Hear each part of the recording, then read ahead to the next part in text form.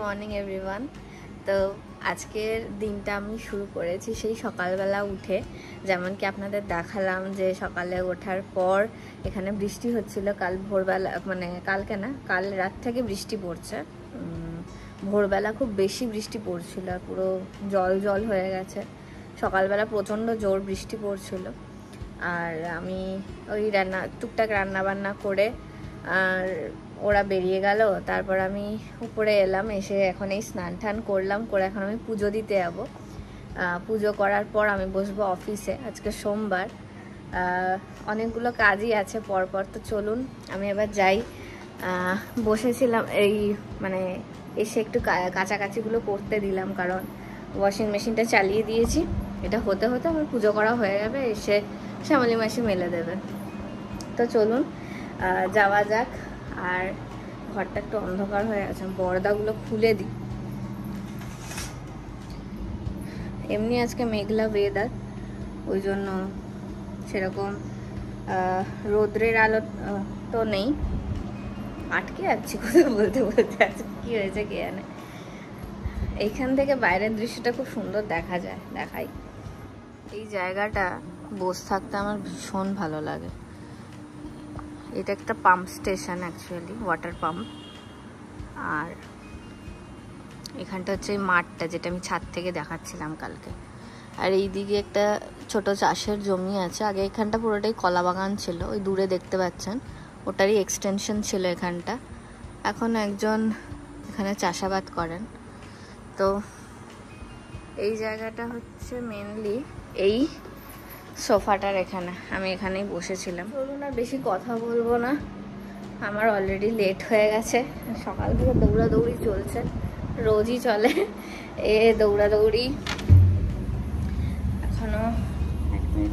আচ্ছা, আপনারা একটা জিনিস খেয়াল করেছেন, এই ওয়াশিং মেশিনে মিনিটসগুলো কিন্তু ঠিকঠাক দেখায় না। মানে 1 মিনিট যদি দেখায় বাকি আছে, আপনার মনে হয় 5 মিনিট ওরা ইউটিলাইজ করে নেয় ওয়াশিং মেশিন, এবং তারপরে 1 মিনিট। আমি জানি না ওয়াশিং মেশিন মিনিটের কি ক্যালকুলেশনে চলে, ওই কত সেকেন্ড ওদের মিনিট হয় আমি জানি না। এনিওয়েজ, আমি এটা শেষ হলে অফ করে দিয়ে নিচে যাব। আজকে সোমবার, প্রচুর কাজ। আমি ভেবেই যাচ্ছি কি কি করব। এটা টু ডু লিস্ট বানাতাম আগে, আমি আবার বানানো শুরু করতে হবে। মাঝখানে বন্ধ হয়ে গেছিলো সব কিছু। আপনাদের একটা ঘটনা বলবো, রিসেন্টলি যেটা হয়েছে, যার কারণে তিরিং বিরিংয়েও আমরা কোনো রকম ভিডিও দিতে পারিনি। কি হয়েছিল অ্যাকচুয়ালি, আমার মায়ের সাথে খুব বড় দুর্ঘটনা হয়েছে, আমি আপনাদের জানাচ্ছি। তার আগে চট করে পুজোটা দিয়ে আসি, নাহলে অনেক দেরি হয়ে যাবে।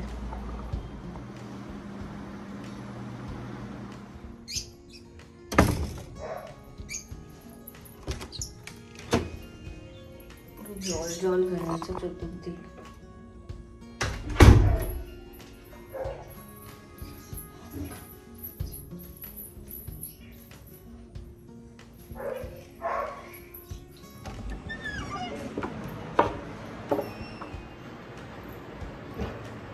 কি হয়েছে? কি কি কি হয়েছে?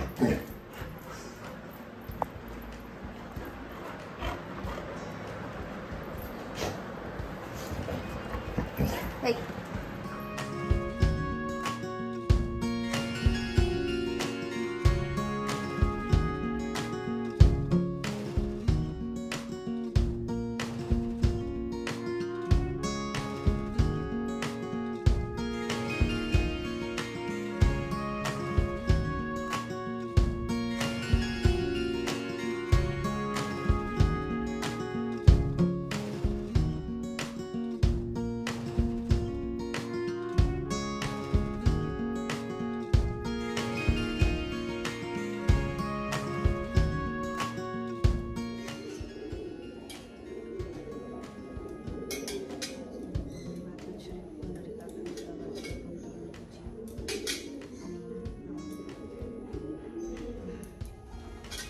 আসনমন্ত্রের সময় পৃষ্ঠ ঋষি সুতরাং ছন্দকুমুদ দেবতা আসন উপবেশনে বিনিয়োগ ওম ত্রিদ্বিদ্যাদিত্যলোকম দেবীতং বিষ্ণুনার্দিতং চ ধারয়ং নিত্যং পবিত্রং কুরুচাসনম বামে গুরুভ্যো নমঃ পরম গুরুভ্যো নমঃ পরাপর গুরুভ্যো নমঃ পরমেষ্ঠি গুরুভ্যো নমঃ দক্ষিণে গণেশায় নমঃ ঊর্ধ্বে ব্রহ্মণে নমঃ অধঃ নমঃ পশ্চাতে ক্ষেত্রপালায় নমঃ সন্নিধে জগন্নাথ বলরাম সুভদ্রা গঙ্গণেশায় নমঃ।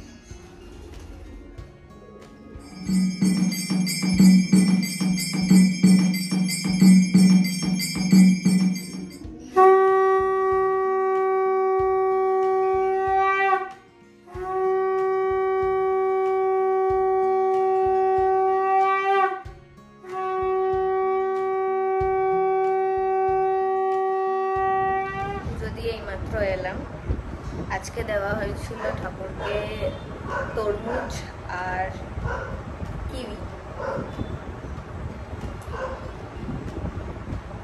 আমি কিউই খেতে খুব ভালোবাসি, তরমুজও। এখন আমি ফলগুলো খাবো, সব নয় রেখেই খাবো। আমার খুব ভালো লাগে তরমুজ, কিউই এই জাতীয় ফলগুলো খেতে। আমার ভালো লাগে না হচ্ছে সবেদা, আতা, যেগুলো মিষ্টি ফল, বেশি খুব মিষ্টি। তরমুজও মিষ্টি, জানি না কেন তরমুজ আমার খুব প্রিয়। আর সবেদাগুলো ভালো লাগে না, ওগুলো কেমন কিরকিরে মিষ্টি লাগে। আমার কোনো মিষ্টি জিনিস আমি খেতে পারি না। আমি চকলেট খেতে পারি, শুধু চকলেটও মানে ডেয়ারি মিল্ক বা এগুলো হলো মানে মিষ্টি কম খেতে পারি। আর এমনি যে মিষ্টির দোকানের যে মিষ্টি, সন্দেশ, রসগোল্লা, এই জাতীয় জিনিসগুলো আমি কিচ্ছু খেতে পারি না, কিচ্ছু না। আমি কোনো রকম মিষ্টিই খাই না।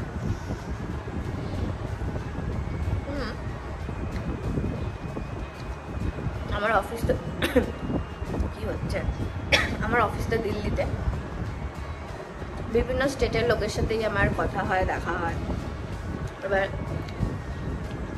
একজন আছে, সে পাঞ্জাবে থাকে। সে মিষ্টি খেতে প্রচণ্ড ভালোবাসে। আমি যখনই অফিস যাই তার জন্য আমাকে মিষ্টি নিয়ে যেতেই হবে, ফুল অফিসের জন্যই নিয়ে যাই। সে আমাকে সবসময় বলে तुम बेंगली हो ही नहीं, तुम हो ही नहीं सकती। मैंने क्या क्यों? बोले नहीं, बेंगली होती तुम ये मिठाई जरूर खाते। तुम रसगुल्ला नहीं खाते, तुम रसगुल्ला नहीं खाते। रसगुल्ला बोलते पारे ना, रसगुल्ला नहीं खाते ना भाई, খেতে পারি না, কি করব। তবে আমি একটা কথা বলি, মিষ্টির ব্যাপারে একটু সিলেক্টিভও আছে। আমি কিন্তু নলেন গুড়ের রসগোল্লা খেতে খুব ভালোবাসি। আমি জানি না কেন আমার খুব ভালো লাগে। বাকি আমি আর কোনো মিষ্টি খাই না। ছোটবেলা মিষ্টি খেতাম, মাঝখানে কি হলো আমার কেনা, আমি মিষ্টি খেতে পারি না। এই যে এসে গেছে খাওয়ার জন্য। কি ব্যাপার ছিল, ও আর ওর বোন ম্যাঙ্গো এত মারপিট করছে, দুজনকে আলাদা রাখা হয়েছে। ওকে ওই ঘরে ভেতরের ঘরে, এই ঘরের ভেতর রাখা হয়েছে, আর ও এখানে আছে। মারপিট করছিস কেন তোরা? হ্যাঁ চেরি, চেরি কি ব্যাপার? ওই শোন শোন শোন না, কি ব্যাপার? একটা মারপিট কিসে সকাল সকাল? কাজ নেই আর কোনো? জান আমার অফিসের কাজগুলো একটু করে দেন, দুটো রিপোর্ট বানানোর আছে, করে দেন। ওই ওই ওই ওই ওই ওই এতক্ষণ অফিসের কাজ করছিলাম একটু, প্লাস আমাকে ভিডিওটাও এডিট করতে হবে। কালকে কিছুটা এডিট করেছিলাম, কিন্তু এত রাত হয়ে গেছে আর আমি কমপ্লিট করে উঠতে পারিনি। এখন যাবো একটু খেতে, খুব জোর খিদে পেয়ে গেছে আমার, কারণ সকালে সেরকম কিছু খাইনি। তো যাই, আমি লাঞ্চটা করি আজকে। কালকে যেহেতু মাটন হয়েছিল, আজকে আপনার একদম সবজি দিয়ে মাছের দম টাইপের হয়েছে। তো খেয়ে আসি চট করে। খেয়ে এসে অনেকগুলো কাজ আছে, সেগুলো করব। অফিসের কাজ আছে, ভিডিওটা পাবলিশ করব, তারপরে আরও কাজ আছে কেন, ও একটু পড়তেও হবে, পড়াশোনা বাকি আছে। কালকে যেগুলো পড়ছিলাম ওটা একবার রিভাইজও করবো, আর নতুনও কিছু জিনিস পড়তে হবে, নোটস নিতে হবে কিছু। আর আচ্ছা, আমাকে একটা কথা জানাবেন আপনারা, যে ভিডিও কি ডেলি কোনো একটা স্পেসিফিক টাইমে দিলে বেটার হয়, নাকি আমি যখন ইচ্ছে দিতে পারি? আমার মনে হয় স্পেসিফিক টাইমে দিলে হয়তো বেটার, সেটা একটা ডিসিপ্লিন থাকে ব্যাপারটায়। আর না হলে কি করা উচিত একবার আমাকে জানাবেন, কারণ যখন তখন দিয়ে দেওয়া যায় কি আমি জানি না ঠিক। তো আপনারা জানান আমাকে, আমি ততক্ষণ খাই গিয়ে। ফ্যানটা অফ করি। ও আমি অ্যাকচুয়ালি না একটা কিনবো, আপনাদের লম্বা হাতে ধরে আছি এখন, এইটাতে দিয়ে অ্যাকচুয়ালি আমি করি। আমাকে একটা ভালো স্ট্যান্ড কিনতে হবে, একটা বড় স্ট্যান্ড কিনবো যেটাতে রেখে ব্লগ করতে সুবিধা হবে। তো যাই চটপট খেয়ে আসি, প্রচুর কাজ বাকি। ঘরটা না আমি একদম মানে করে রাখি, একটু লাইট কম করে রাখি, আর বাইরে বেরোলেই রোদ। এনিওয়েজ চলুন।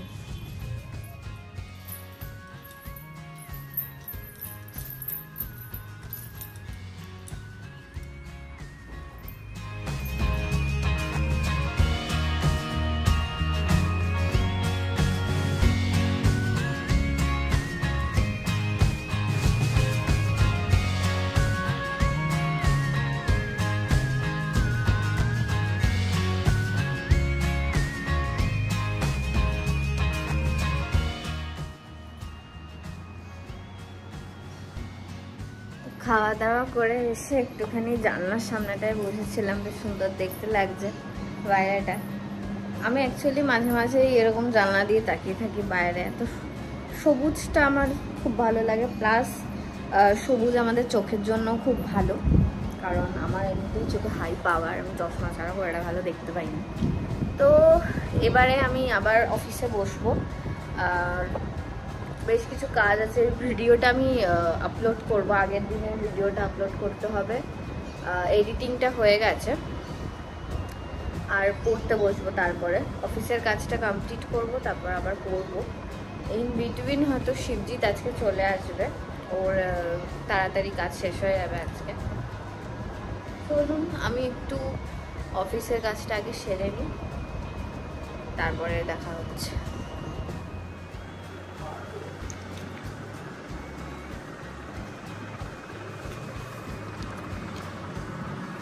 এনে এনে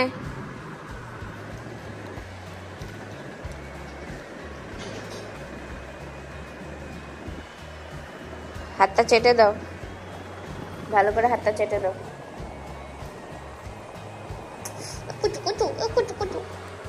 অফিসে আর পড়াশোনা করতে করতে মাথা ধরে গেছিল, তাই চা খেতে এসেছি। আর দেখুন বিস্কুট খাওয়ার লোকও এসে গেছে তার সাথে। ম্যাঙ্গোকে দিলাম কয়েকটা বিস্কুট, এবার চেরি খাবে। চেরি চেরি খা।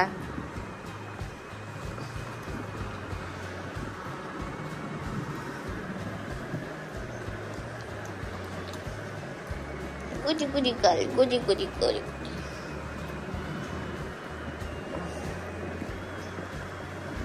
গুজি গুজি গুজি গুজি গুজি গুজি গাল, গুজি গুজি গুজি।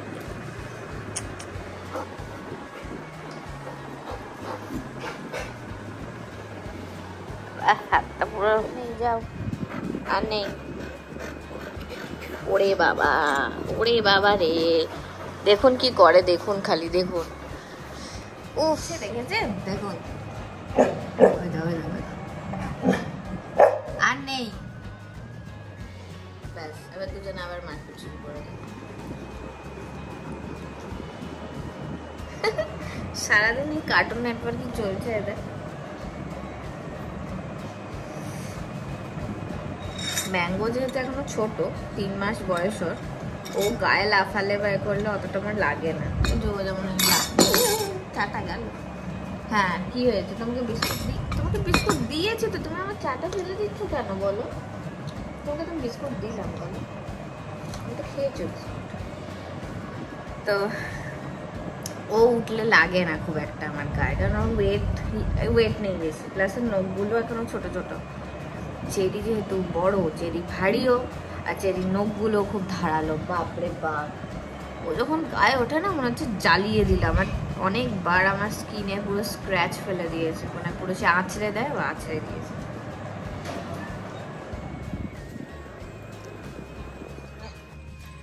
ভাবছিলাম ছাদে গিয়ে আপনাদের ছাদ থেকে যে ভিউটা আসে সেটা দেখাবো। বৃষ্টি পড়ছে, বুঝতেই পারছেন পুরো কালো হয়ে গেছে, মেঘে অন্ধকার পুরো।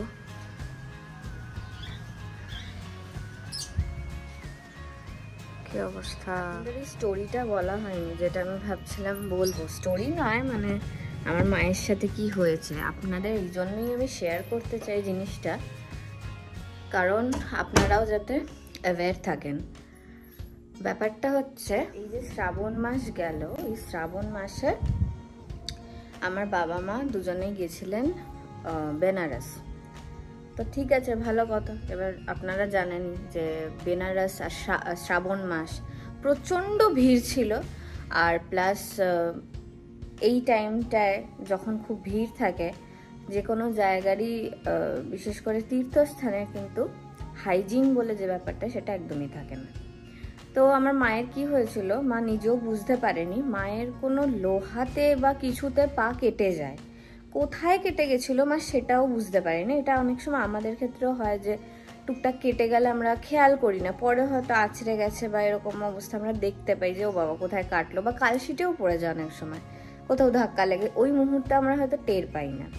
তো মায়ের কোথাও পা কেটে গেছিলো, তো সেখান থেকে সেপটিক হয়, সেপটিক থেকে সেপটিসেমিয়া হয়, অর্থাৎ পুরো ব্লাডে ইনফেকশন ছড়িয়ে যায়, আর সেখান থেকে সেপটিক শক। তো আমাকে মা বলেছিল যে জানিস তো আমার পা খুব ব্যথা করছে। এবার আমার মা খুব একটা হাঁটা চলা করা বা এগুলোয় থাকে না, আমার মা বাড়িতেই থাকেন, মোটামুটি বাড়ির কাজকর্ম করে, কিন্তু বাইরে গিয়ে হাঁটা চলা করা এগুলো অতটাও হয় না বলে আমি ভেবেছি যে হয়তো মায়ের এমনি পা ব্যথা করছে হাঁটা চলার জন্য।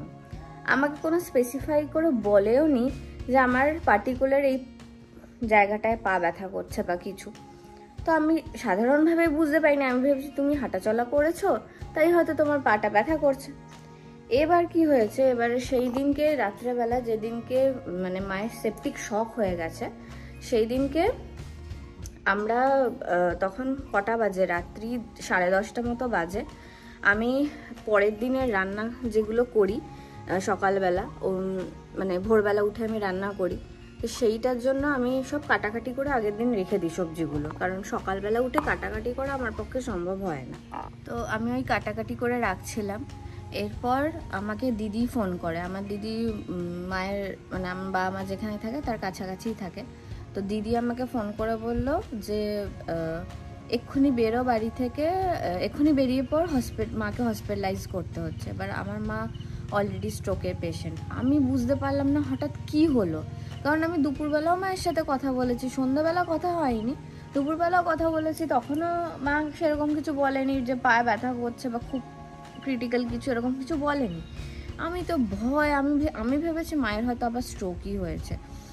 তো আমি এখান থেকে পুরো কাঁদতে কাঁদতে যাই যে কী হয়েছে, হঠাৎ কি হলো। তো নিয়ার বাই একটা হসপিটালে আমরা ভর্তি করেছিলাম, কিন্তু সেখান থেকে আমাদের রেফার করে দেওয়া হয়, করে আমরা নিয়ে যাই কলকাতার উডল্যান্ডস হসপিটালে, উডল্যান্ডস মাল্টি স্পেশালিটি হসপিটাল যেটা, সেখানে গিয়ে আমরা জানতে পারি যে মায়ের দেখেছিলাম পাটা ফুলে, মানে পায়ের পাতাটা, যদি এখানে পাতাটা হয়, পাতাটা ফুলে গেছে, এটা ইয়েলোইশ অ্যান্ড ব্লুইশ টিন্ট এসেছে, মানে একটা কালার এসেছে পায়ে, এবং বিভৎস ফুলে গেছে পাটা।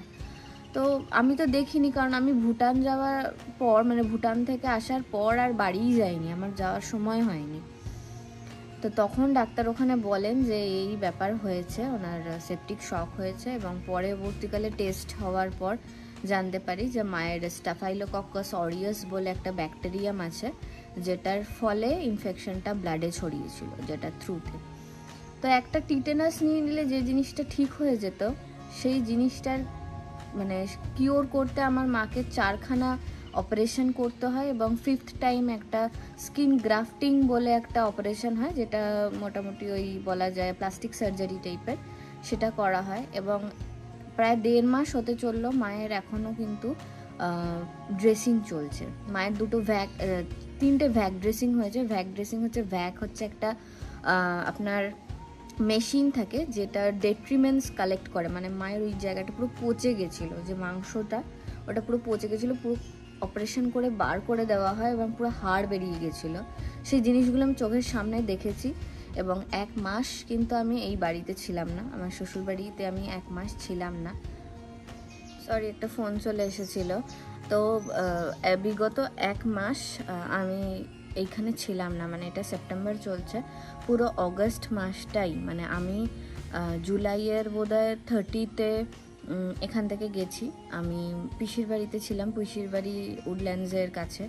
তো মাকে ওই ছাড়া হয় ধরুন 10-12 দিনের মাথায় হসপিটাল থেকে এই অপারেশন হওয়ার পর, এবং তারপর বিগত 1 মাস ধরে মায়ের কন্টিনিউ ওখানেই আমি ছিলাম। মা টোটালি বেড রিডেন ছিল, কারণ একটা মানুষের যখন সেপ্টিসেমিয়া হয় তার ভীষণ শরীর উইক হয়ে যায়, সে ভীষণ দুর্বল হয়ে যায়, তার কোনো কাজ করার মতো ক্ষমতা থাকে না। তো আমি পুরোপুরি নার্সিংটা যেটা মায়ের, সেটা আমি করেছি দিন রাত জেগে, কারণ রাত্রে আমাকে জেগে থাকতে হতো, কারণ মা বেড প্যান ইউজ করতো ওই সময়। আর দিনের বেলাতে তো ছিল, দিনের বেলা তো মানুষ জেগেই থাকে, আমি অফিসেও থাকতাম, প্লাস রাত্রেবেলাটা আমাকে পুরোই জেগে থাকতে হতো, কারণ মা যেহেতু অনেক ওষুধ খাচ্ছিল, তো সেই জন্য টয়লেটও অনেকবার হচ্ছিল মায়ের। তো মাকে খাইয়ে দেওয়া থেকে স্নান করিয়ে দেওয়া, মানে গা স্পঞ্জ করিয়ে দেওয়া থেকে শুরু করে এভরিথিং করেছি। তো একটা কথাই বলবো যে একটা মানুষ একটা ছোট্ট ভুলের জন্য কতটা কষ্ট পেল সেটা আপনারা বুঝতে পারছেন। তার মানে দেখুন, আমি যে মায়ের জন্য করেছি আমি কিন্তু সেটা বলছি না, যে সেবা করে তার কিছু হয় না, কিন্তু যে সেবাটা নেয় না তার বেশি খারাপ লাগে।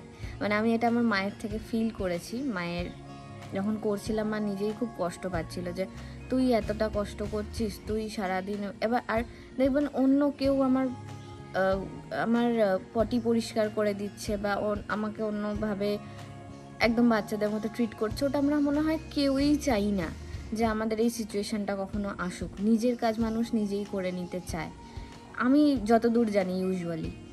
তো সেই ক্ষেত্রেই বলছি, মানে আপনারা চেষ্টা করবেন এই জাতীয় যে কাটসগুলো হয় বা যে কোনো রকম ছোট অসুখ, একদম যখন ছোট অবস্থাতে থাকবে তখনই সেটা ট্রিটমেন্ট করিয়ে নেবার, কারণ তারপরে সেটা যে কি পরিণতি হতে পারে সেটা আমরা কেউই জানি না। তো আপাতত এখন মা অনেকটা সুস্থ, অনেকটা বেটার, এখনও মায়ের ড্রেসিং চলছে। আর ড্রেসিংয়ের কথা এটা বলছিলাম, ভ্যাক ড্রেসিং, ওই ভ্যাকের ক্ষেত্রে ভ্যাক একটা মেশিন, যেটা ওই ড্রেসিং, ধরুন আমার পাটা এরকম ব্যান্ডেজ করা আছে, তার সাথে একটা পাইপ থাকে যেটা ওই ভ্যাক মেশিনের সাথে যুক্ত থাকে। ওই মেশিনটা কি করে, সব সময় ওই পুজগুলো যে তৈরি হচ্ছে সেগুলোকে কালেক্ট করতে থাকে। তো এটা ভীষণ ইনোভেটিভ একটা জিনিস, আমি জানতাম না এটা হয়। এবং এই যেই পার্টিকুলার ড্রেসিংটা, এটা প্রত্যেকটা ড্রেসিং 12,500 টাকা করে লেগেছে। সরি, 12,500 টাকা করে পার ড্রেসিং লেগেছে। এবং এখন যে নর্মাল ড্রেসিং চলছে তাও কিন্তু মায়ের বেশ ওই 4,500 টাকা করে লাগছে। মা এখন বাড়িতে এসে গেছে আর অনেকটা সুস্থ, নিজে হাঁটতেও পারছে। মাকে সুস্থ করে দিয়েই আমি এসেছি। আর আমার পরিবারের সকলের কাছে আমি খুব কৃতজ্ঞ যে এই টাইমটুকু এতদিন আমাকে স্পেয়ার করেছে। আমি পুরোপুরি মায়ের কাছে ছিলাম, তখন আসতে পারিনি। আর পুজোর আগে মা সুস্থ হয়ে গেছে, এটা আমার কাছে সবথেকে বড় পাওয়া। কারণ আমার নিজের কিছু হলে না সেরকম কিছু হয় না, কিন্তু মা বাবা বা নিজের আপনজনের যদি কিছু হয় ভীষণ ভীষণ রেস্টলেস লাগে, নিজেকে কিছুই ভালো লাগে না তখন। কিন্তু মা এখন ভালো আছে, মা আস্তে আস্তে ঠিক হচ্ছে। চেষ্টা করব মা যাতে দুর্গাপুজোয় এই বাড়িতে আসতে পারে, আর সেটা নিয়ে আসার চেষ্টা করব। মা অনেকটাই ভালো আছে এখন। তো এইটা আপনাদের বলার ছিল, এবং বলার এই জন্যই বললাম এতগুলো কথা, যে আপনারা একটু সচেতন থাকবেন। এই টাইপের যদি কিছু হয় আপনারা সঙ্গে সঙ্গে একটা টিটেনাস নিয়ে নেবেন অবশ্যই, কারণ ওই জিনিসগুলো খুব ছোট ছোট হলেও এর পরিণতি কিন্তু মারাত্মক হতে পারে। সবাই সুস্থ থাকবেন এবং নিজের খেয়াল রাখবেন, কারণ নিজের খেয়াল যতক্ষণ আপনি রাখবেন, আপনি নিজে যতক্ষণ সুস্থ থাকবেন, ততক্ষণই কিন্তু আপনার নিজের কাছের মানুষগুলো আপনি দেখভাল করতে পারবেন, তাদেরকে আপনি ভালো রাখতে পারবেন। আদারওয়াইজ নিজে সুস্থ না থাকলে কিন্তু কাউকে ভালো রাখা সম্ভব না। আশা করি ঠান্ডা ঠান্ডা দেওয়া হয়ে গেছে। এখন আমি বেরোচ্ছি, একটু যাব চশমা বানাতে দিতে। আমার না, মাম্মামের। মাম্মাম এখন স্টেশনের ওদিকে আছে, তো এখন বেরোবো। এখন ওই কটা বাজে খেয়াল নেই, দেখছি।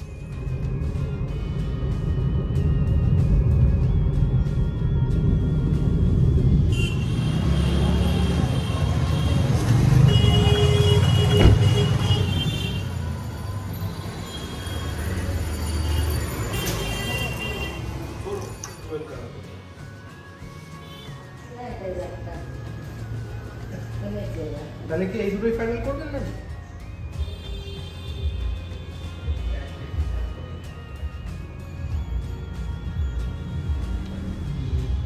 তো বাড়ি ফেরার পর ওখান থেকে ফিরতে অনেক রাত হয়ে গেছিলো অ্যাকচুয়ালি। কটা তখন 10:15 মতন বাজে তখন বাড়ি এলাম। এসে খুব খিদে পেয়ে গেছিলো, তো তাড়াতাড়ি খেয়ে দিয়ে চলে এলাম। এখন এবারে আমি ভাবছি একটু পড়তে বসবো। তার আগে ভিডিওটা আমি আজকে এডিট করে রাখবো, কারণ আজকে আমি দেখলাম যে রাতের ভিডিওটা মনে হয় রাতে এডিট করে রাখাই বেটার। মানে যে দিনকার ভিডিও সেই দিন রাতে এডিট করে রাখলে না আমারই সুবিধা হবে, কারণ সকালবেলা আমার এত কাজ থাকে, ভিডিও এডিট করে পাবলিশ করতে গেলে প্রচুর সময় চলে যাচ্ছে। তো ইটস বেটার কি আমি এখনই এডিট করে রাখি। রাত হলে অসুবিধা নেই, বাট পরের দিনের কাজটা ফেলে না রাখাই ভালো। তো ভিডিও এডিট করব, যদি সম্ভব হয় একটু পড়াশোনাও করব, কারণ আমি ভেবেছিলাম বাড়ি ফিরে এসে একটু পড়বো, কিন্তু দেরি হয়ে গেছে আমাদের। চলুন, আজকের ভিডিওটা এই পর্যন্তই ছিল। দেখা হচ্ছে কালকে, আর দেখা যাক কালকে দিনটা কেমন যায়। যদি আমার ভিডিওগুলো আপনাদের ভালো লেগে থাকে, চ্যানেলটাকে অবশ্যই সাবস্ক্রাইব করবেন, লাইক করবেন ভিডিওসগুলোতে, এবং আপনাদের কি বক্তব্য, কেমন লাগছে, বা আপনাদের কি মনে হয়, বা যা কিছু আপনারা যদি আমার সাথে কোনো রকম কমিউনিকেট করতে চান, সেটা ডেফিনেটলি কমেন্ট করবেন, আমি ভীষণ খুশি হব। তো চলুন, আমার এই নতুন নতুন ব্লগগুলোয় আপনারা সঙ্গে থাকুন, আপনারা দেখতে থাকুন, আর দেখা হচ্ছে কালকে। তো আজকের জন্য এইটুকুই। Good night, tata.